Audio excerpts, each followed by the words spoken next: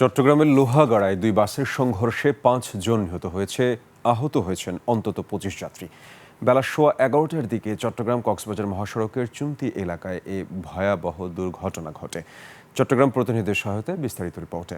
ঈদ আসবে, সাথে ক্যাশব্যাকও আসবে। নিজের বা প্রিয়জনের জন্য কেনাকাটায় এবারও নগদ পেমেন্টে পাচ্ছেন দারুণ ক্যাশব্যাক। তাই যাই কিনুন, পেমেন্ট করুন নগদে। চট্টগ্রাম কক্সবাজার মহাসড়কে আবারও ঝরল প্রাণ। লোহাগাড়ার চুন্তি এলাকায় মার্শা পরিবহনের দুটি দ্রুতগতির বাসের মুখোমুখি সংঘর্ষে মুহূর্তেই দুমড়ে মুচড়ে যায় যানবাহন দুটি। ঘটনাস্থলেই প্রাণ হারান দুজন।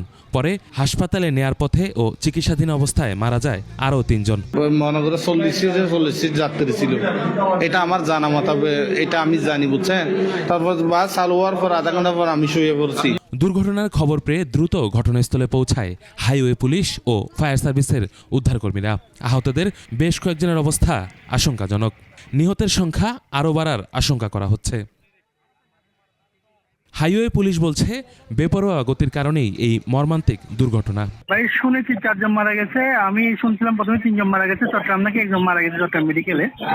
ওটার নাম ঠিকানা আমার কাছে নাই। দুর্ঘটনার পর মহাসড়কে কিছুক্ষণ যান চলাচল ব্যাহত হলেও বর্তমানে পরিস্থিতি স্বাভাবিক রয়েছে। ইউসুফ হাসান নাইম, 21 টেলিভিশন।